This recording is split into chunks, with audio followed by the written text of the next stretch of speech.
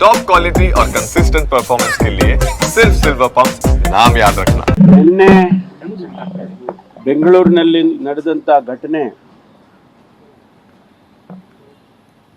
ರಾಜ್ಯದ ಕ್ರಿಕೆಟ್ ಇತಿಹಾಸದಲ್ಲೇ ಯಾವತ್ತೂ ಕೂಡ ಆಗಿರಲಿಲ್ಲ.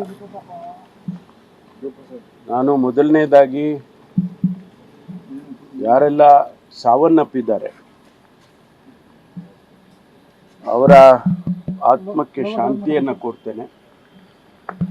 ಅವರ ಕುಟುಂಬ ವರ್ಗದವರಿಗೆ ಭಗವಂತ ನಷ್ಟವನ್ನು ಭರಿಸ್ತಕ್ಕಂಥ ಶಕ್ತಿ ಕೊಡಲಿ ಅಂತ ಹೇಳಿ ನಾನು ಪ್ರಾರ್ಥನೆಯನ್ನು ಮಾಡ್ತೇನೆ.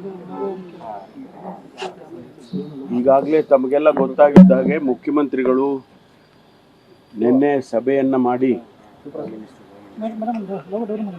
ಅನೇಕ ಮಾಹಿತಿಗಳನ್ನು ತೆಗೆದುಕೊಂಡು ತಮಗೆ ಮಾಧ್ಯಮ ಸ್ನೇಹಿತರಿಗೆ ಉದ್ದೇಶಿಸಿ ಮಾತನಾಡಿದ್ದಾರೆ. ಈಗಾಗಲೇ ಈ ಘಟನೆ ಬಗ್ಗೆ ಒಂದು ಮೆಜಿಸ್ಟೀರಿಯಲ್ ಎನ್ಕ್ವೈರಿ ಆಗಬೇಕು ಅಂತ ಕೂಡ ಆದೇಶವನ್ನು ನಿನ್ನೆ ರಾತ್ರಿನೇ ಪ್ರಕಟಣೆ ಮಾಡಿದ್ದೇವೆ. ಅರ್ಬನ್ ಜಿಲ್ಲಾಧಿಕಾರಿಗಳ ನೇತೃತ್ವದಲ್ಲಿ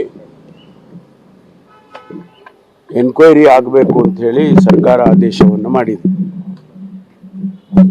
ಯಾರು ತಪ್ಪಿತಸ್ಥರಿದ್ದಾರೆ, ಒಂದು ವೇಳೆ ಅವರ ಲ್ಯಾಪ್ಸಸ್ಗಳಿದ್ರೆ ಅವ್ರು ಯಾರೇ ಆಗಿರ್ಬೋದು, ಅವ್ರ ಮೇಲೆ ಕಠಿಣವಾದಂಥ ಕ್ರಮವನ್ನು ನಾವು ತೆಗೆದುಕೊಳ್ತೇವೆ ಅಂತ ಹೇಳಿ ಈಗಾಗಲೇ ನಾನು ಹೇಳಿದ್ದೇನೆ, ಮುಖ್ಯಮಂತ್ರಿಗಳು ಕೂಡ ಹೇಳಿದ್ದಾರೆ.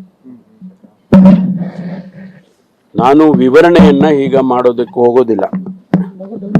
ಯಾಕೆಂದ್ರೆ ತನಿಖೆ ಏನು ಎನ್ಕ್ವೈರಿ ಆದೇಶ ಮಾಡಿದ್ದೀವಿ, ಎನ್ಕ್ವೈರಿಯಲ್ಲಿ